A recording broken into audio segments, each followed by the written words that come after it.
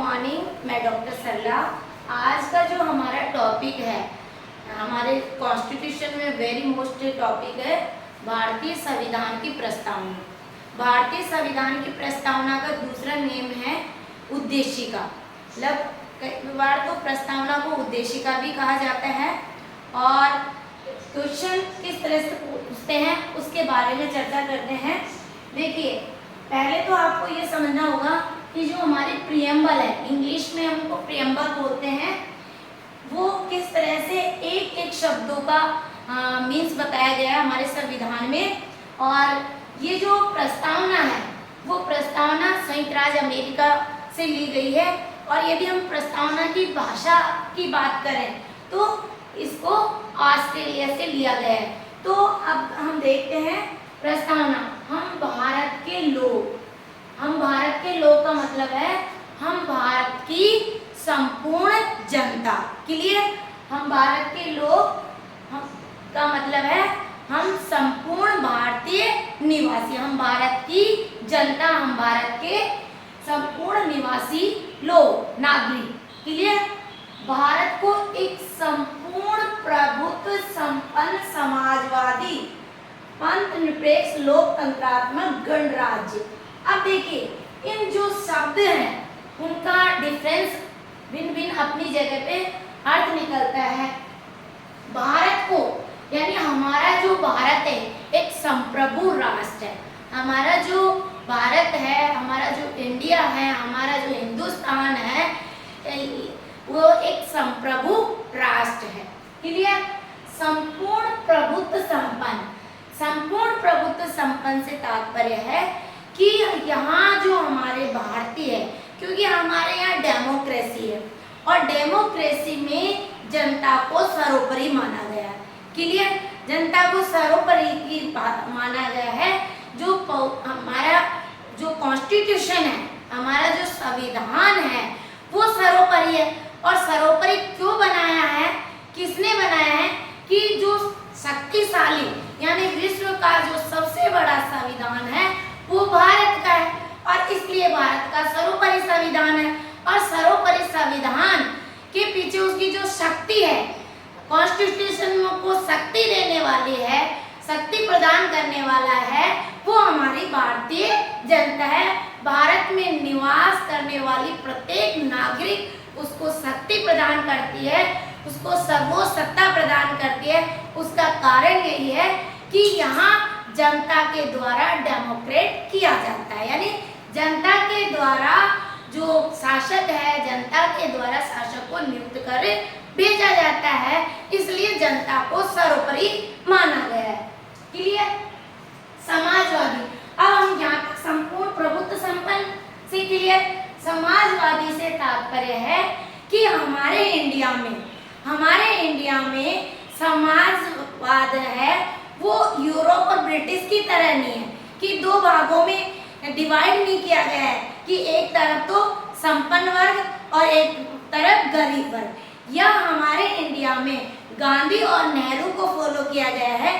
हमारा इंडिया का जो समाजवाद है वो गांधी और नेहरू पर आधारित है कि हमारा जो समाज है वो सब लोगों से मिलकर बना है और यहाँ सब लोगों से यानी कि सब लोग निवास करते हैं, किसी प्रकार का कोई भेदभाव नहीं है, सब एकजुटता है, यूनिट है, यानी सब यहाँ कोई गरीब अमीर की खाई नहीं है। हमारा जो भारत है, हमारा जो राज्य एक संप्रभु है, संपन्न है। क्लियर? अब पंथ निरपेक्षता।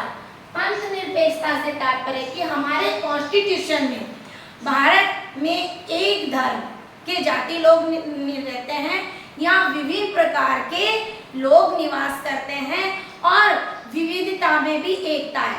तभी हमारा भारत का मोटो है वसुदेव कुटुंबकम। पंथ निरपेक्षता से तात्पर्य यह है कि हमारे यहाँ एक धर्म को नहीं माना गया, यहाँ हमारे धर्म को डिवाइड नहीं किया गया।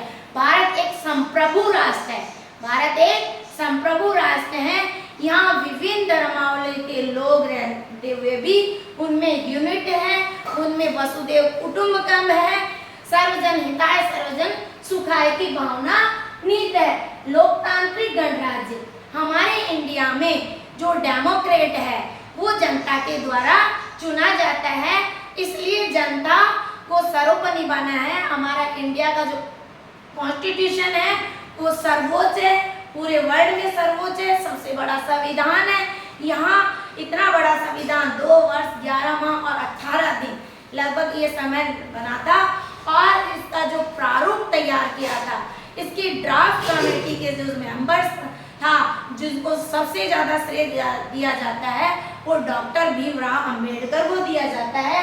इसलिए गणराज्य अदर कंट्री की तरह हमारा यहाँ वंशज गणराज्य से तात्पर्य लोकतांत्रिक से तो मतलब समझ गया कि अब्राहम लिंकन ने भी कहा कि जनता के लिए जनता द्वारा चुना गया शासन ही डेमोक्रेट है, लोकतांत्रिक कहलाता है।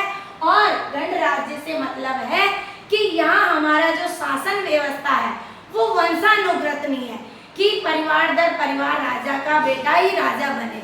यहाँ हमारे यहाँ कोई भी है वास्तविक है, जैसे हमारे नाममात्र है वो प्रधानमंत्री, वास्तविक शक्तियाँ किसमें नियुक्त होती है, नाममात्र होते हुए वास्तविक, यानी जो सर्वोपरि है वो क्या है, राष्ट्रपति। और राष्ट्रपति भी अप्रत्यक्ष रूप से किसके द्वारा चुना जाता है, यहाँ हम जो प्रतिनिधि चुन के भेजते हैं, जनता के द्वारा जनप्रतिनिधि चुन के भेजते हैं, वही जनप्रतिनिधि राष्ट्रपति को वोट डालते हैं। यानी लोकसभा और राज्यसभा के निर्वाचित सदस्य, विधानसभा के निर्वाचित सदस्य एवं केंद्र शासित प्रदेश जो दिल्ली और पुडुचेरी, इनके जो केंद्र शासित प्रदेश वही राष्ट्रपति के लिए वोट डालते हैं। तो ये छोटा छोटा सा आपको ये डिफरेंस डालना है कि गणराज्य का मतलब है कि हमारे इंडिया में वंशानुगत शासन प्रणाली नहीं है। हमारे यहाँ गणराज्य का मतलब जनता के द्वारा ही डेमोक्रेट किया जाता है, जनता के द्वारा ही चुना जाता है, वंशानुगत शासन व्यवस्था नहीं है। गणराज्य में वंशानुगत शासन व्यवस्था नहीं है, लोकतांत्रिक जनता के द्वारा चुना गया, जनता ही सर्वोपरि है, निरपेक्ष। यहाँ एक धर्म को, सेक्युलरिज्म को बढ़ावा नहीं दिया गया है। यहाँ एक धर्म की बात नहीं की, यहाँ सभी धर्म के लोग निवास करते हैं। वसुदेव कुटुंबकम हमारा मोटो है। पंथ निरपेक्षता, यहाँ धर्म की कोई बात नहीं की गई। पंथ निरपेक्षता का मतलब पंथ, धर्म ये हमारे यहाँ डिवाइड नहीं है। यहाँ एक धर्म को मान्यता नहीं दी गई। यहाँ विभिन्न धर्म के लोग, जैन, बौद्ध, हिंदू, सिख, ईसाई सब होते हुए भी एक भाई है, उनमें एक यूनिट है। क्लियर? आज बनाने के लिए और इसको बनाने के लिए हमने हमारा जो कॉन्स्टिट्यूशन बना है, संविधान में प्रस्तावना का उद्देश्य यही है कि जनता को सर्वोपरि तवज्जो दिया जाना, जनता को प्रोटेक्शन दिया जाना, कि कहीं पे भी उनको प्रोटेक्शन नहीं मिलता है। तो हमारा कॉन्स्टिट्यूशन ही इसलिए बना है कि प्रत्येक भारत में जो निवास करती है जनता, उसको रहने की स्वतंत्रता है, भ्रमण करने की स्वतंत्रता है, विचार अभिव्यक्त करने की स्वतंत्रता है, पूरी तरह से अपने अपने व्यक्तित्व का विकास करे। विकास, जब व्यक्तित्व का विकास करेगा, खुद का विकास करेगा, संविधान में है खुद का व्यक्ति अपना विकास करेगा, तो जैसे जैसे अपना विकास करेगा तो वो देश के बारे में ही सोचेगा और फिर वो देश का विकास करेगा। तो यहाँ उसके समस्त नागरिकों को सामाजिक, आर्थिक और राजनीतिक, अब देखिए यानी भारत में जो निवास करती है जनता, उसके सामाजिक, आर्थिक, राजनीतिक स्तर पर भी उनका विकास हो, उनको विकास के लिए प्रोटेक्शन दिया गया संविधान में। और न्याय, विचार, अभिव्यक्ति, विश्वास और धर्म उपासना की स्वतंत्रता। मैंने बता दिया है कि व्यक्ति को अपने अपने न्याय का भी लिए संविधान बना है, उसको प्रोटेक्शन मिला हुआ है, उसको अपने विचार अभिव्यक्ति, आर्थिक दृष्टि से भी अपना विकास करता है, सामाजिक स्तर पर भी वो विकास, और राजनीतिक स्तर पर भी वो अपना विकास कर सकता है। राजनीतिक स्तर पर भी, राजनीतिक क्षेत्र में भी वो आगे चुनाव लड़े, कहीं अपना एजुकेशन स्तर में जाए, किसी भी स्तर में, राजनीतिक स्तर पर अपना विकास करने के लिए भी संविधान बना हुआ है, प्रोटेक्शन दिया है। और जब ये उद्देश्य प्रस्ताव पंडित जवाहरलाल नेहरू के द्वारा 30 नवंबर 1946, ये ध्यान रखना है, वो सभी 30 नवंबर 1946 को पंडित जवाहरलाल नेहरू के द्वारा ये उद्देश्य प्रस्ताव प्रस्तुत किया गया था, ये ड्राफ्ट को प्रस्तुत किया गया था। और ड्राफ्ट कमेटी, देखिए उलझेंगे नहीं, भारतीय संविधान के शिल्पकार या ड्राफ्ट कमेटी का जो मेन है और डॉक्टर भीमराव अम्बेडकर है, और उद्देश्य प्रस्ताव के करने वाले पंडित जवाहरलाल नेहरू।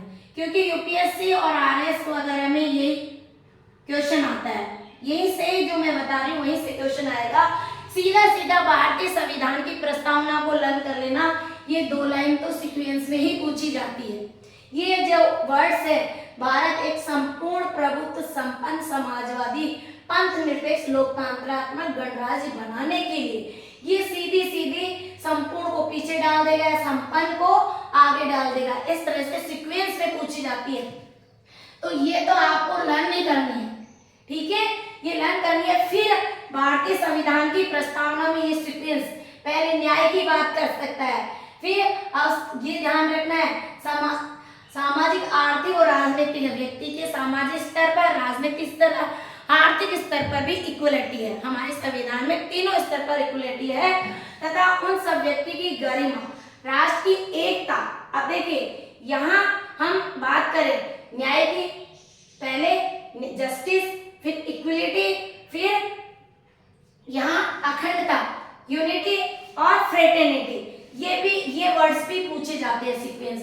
सबसे पहले न्याय की बात की गई, सामाजिक, आर्थिक और राजनीतिक, इस प्रकार में किस स्तर पर किसी प्रकार का कोई भेदभाव नहीं है। हमारे कॉन्स्टिट्यूशन में सबको इक्वलिटी न्याय दिया जाता है। फिर धर्म और उपासना की स्वतंत्रता, हम किसी के, सभी धर्मावलंबी के लोग निवास करते हैं, इसलिए हम किसी के धर्म की आलोचना नहीं कर सकते, ऐसा हमारी प्रस्तावना में बताया गया है। समानता, फर्स्ट नंबर पे न्याय, दूसरा इक्वलिटी, ये सीक्वेंस में पूछा जा सकता है, समानता, और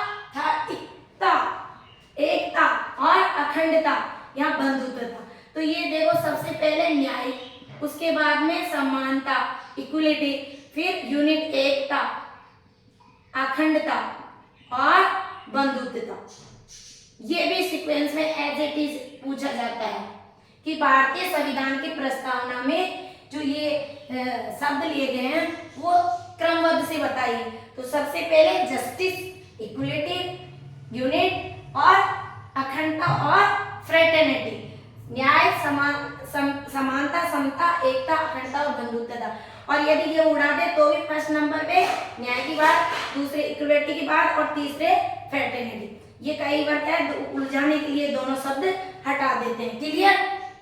प्रतिष्ठा प्राप्त करने के लिए तथा उन सब व्यक्ति की गरिमा, उन सब की गरिमा का मतलब है प्रत्येक व्यक्ति का हमारे संविधान में सम्मान किया जाता है, किसी को छोटा और बड़ा नहीं समझा जाता है, किसी को अनटचेबल, छूत अछूत वाला, ये जो आर्टिकल 17 में बात कही है, एस प्रस्ताव, यहाँ पे भी वहाँ नहीं है कि यदि ऐसा करता है तो कानून की नजर में वो अपराधी है। इसलिए यहाँ सबको, सभी धर्मावलंबी के व्यक्ति निवास करते हैं, यूनिट रखते हैं, बंधुत्वता है, फ्रेटर्निटी है, और फिर यहाँ पर किसी प्रकार का कोई भेदभाव नहीं किया जाता है, हमारे संविधान में कहा गया है। और सीधा संविधान सभा की आज तारीख यानी 26 नवंबर 1949 को 26 नवंबर 1949 को अंगीकृत कर लिया गया, हमारे संविधान को स्वीकार कर लिया गया।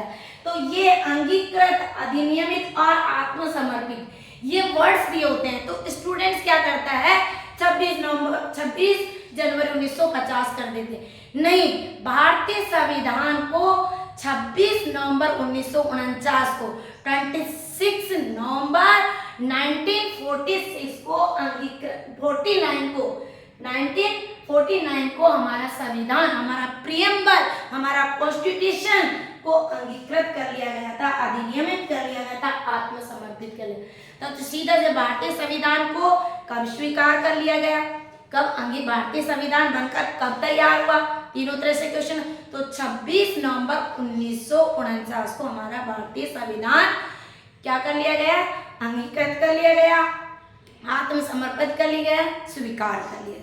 और हमारा संविधान लागू हुआ था 26 जनवरी 1950। संविधान कब लागू हुआ, 26 जनवरी 1950 को। ठीक है, 26 जनवरी 1950 को संविधान लागू हो गया। Question clear? अब देखिए, अब यहाँ से क्वेश्चन किस तरह से आते हैं। एक तो प्रस्तावना से संबंधित उद्देश्य, पंडित जवाहरलाल नेहरू के द्वारा 13 नवंबर 1946 को संविधान कब अंगीकृत कर लिया, 26 नवंबर 1949 को। संविधान लागू कब किया, 26 जनवरी 1950 को। हमारे संविधान की प्रस्तावना कहाँ से ली गई, संयुक्त राज्य अमेरिका से। संविधान की भाषा कहाँ से ली गई, ऑस्ट्रेलिया से। और क्वेश्चन, पंथ निरपेक्षता से क्या मतलब कि हमारे यहाँ एक पर्टिकुलर धर्म को स्वीकार नहीं किया गया है, यहाँ सभी धर्मावलंबी के लोग निवास कर सकते हैं, एक धर्म की संप्रभुता नहीं है। और यहाँ की मैंने व्याख्या, गणराज्य का मतलब है कि यहाँ वंशानुगत शासन प्रणाली नहीं है। क्लियर? और संपूर्ण प्रभुत्व यहाँ हमारा जो डेमोक्रेट है, हमारा जो भारत है, एक संप्रभु राष्ट्र है, एक संप्रभु राज्य है। और यहाँ की जनता शक्तिशाली है, सर्वोपरि है, यहाँ की जनता सर्वोपरि है। अब क्वेश्चन आता है, नेक्स्ट क्वेश्चन आएगा कि हमारा जो इस पे विवाद आया, बेरोबारी विवाद,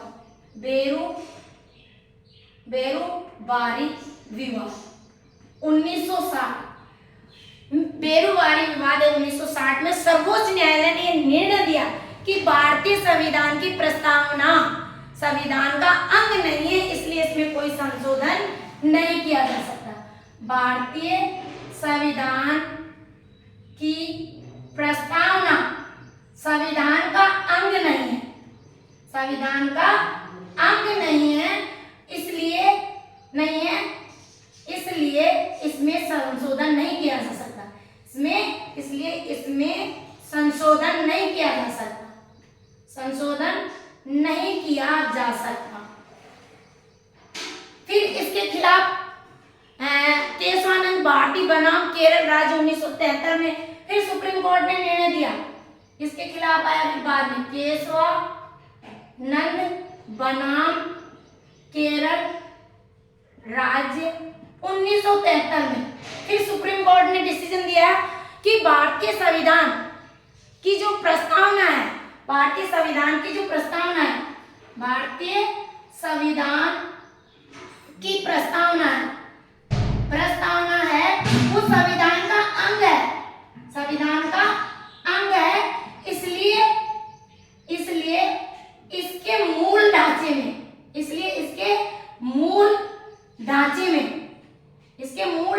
में कोई परिवर्तन नहीं किया जा सकता, कोई परिवर्तन नहीं किया जा सकता।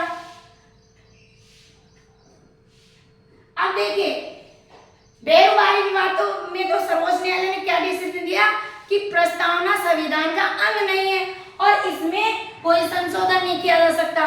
फिर केशवानंद बनाम केरल राज्य में 1973 में डिसीजन आया, सुप्रीम कोर्ट ने डिसीजन दिया कि भारतीय संविधान में संशोधन किया जा सकता है, लेकिन उसका जो मूल ढांचा है उसमें संशोधन नहीं किया जा सकता। अब देखिए, इसके बाद में 42वां संविधान संशोधन, 42वां, ये जो दोनों बात है, उसके बाद में 42वां संविधान संशोधन 1976 में। क्लियर?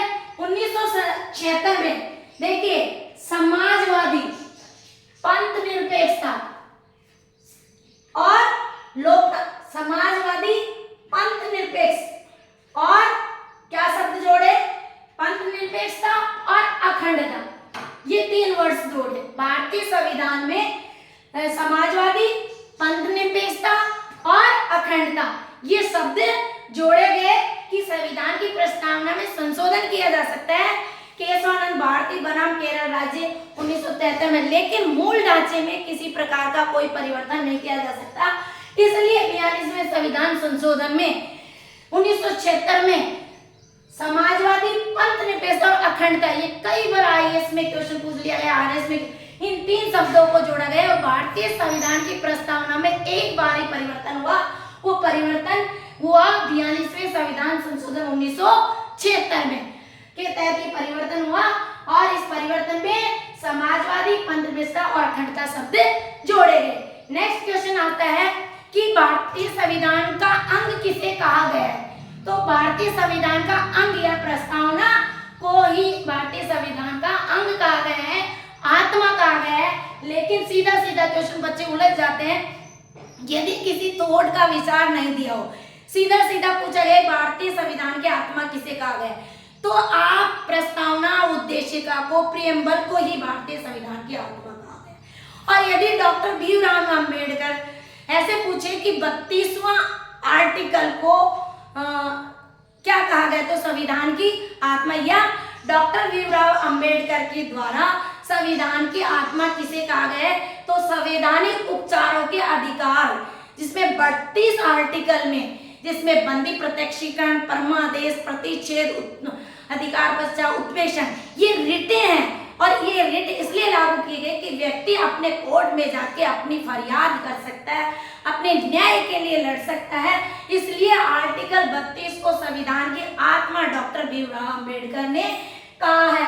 अब देखिए प्रस्तावना से तात्पर्य क्या है सीधा, तो हमारा जो भारतीय संविधान है और भारतीय संविधान के जो मूल आदर्श है उन्हें प्रस्तावना में क्या किया है, प्रस्तावना के माध्यम से ही समाहित किया गया है कि हमारा जो भारतीय संविधान है, ये हमारी जो प्रियम्बल है, ये जो हमारी प्रस्तावना है, इस प्रस्तावना के माध्यम जो हमारा भारतीय संविधान है, इसके जो मूल आदर्श है, जिसके मूल उद्देश्य है, मूल आदर्श है, दो मूल उद्देश्य, उन्हें प्रस्तावना के माध्यम से ही भारतीय संविधान में समाहित किया गया है। जो वो आदर्श है जो उस प्रस्तावना में लाए गए हैं, जिससे हमारे संविधान सभा को, संविधान की प्रस्तावना को पंडित जवाहरलाल नेहरू ने 13 दिसंबर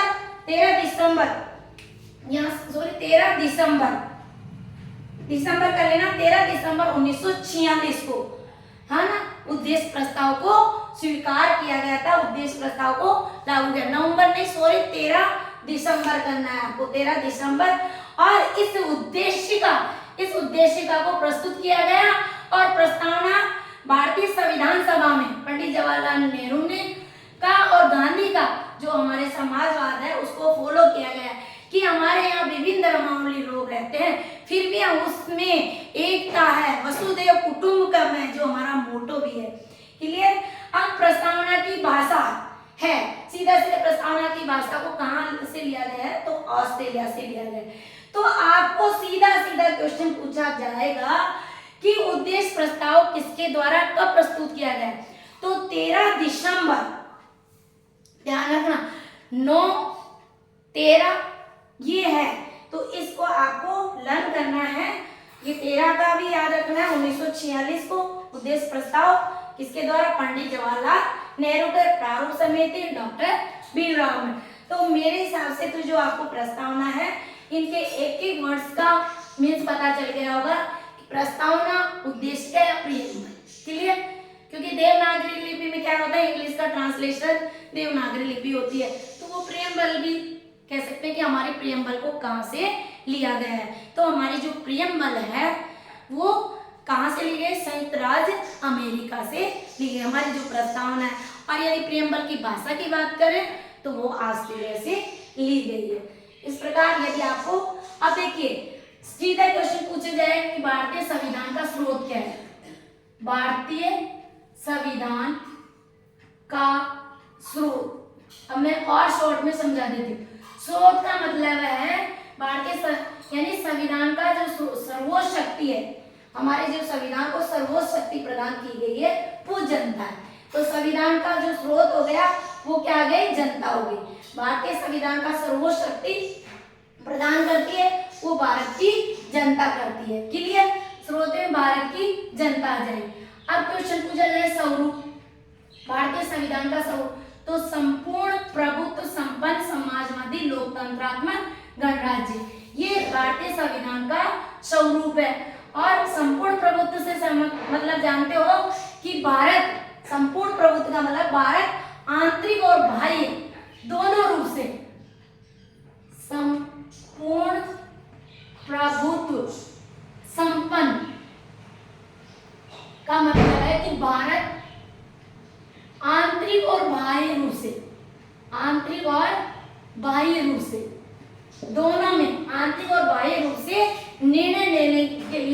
स्वतंत्र है, निर्णय लेने के लिए स्वतंत्र है, निर्णय लेने के लिए स्वतंत्र है।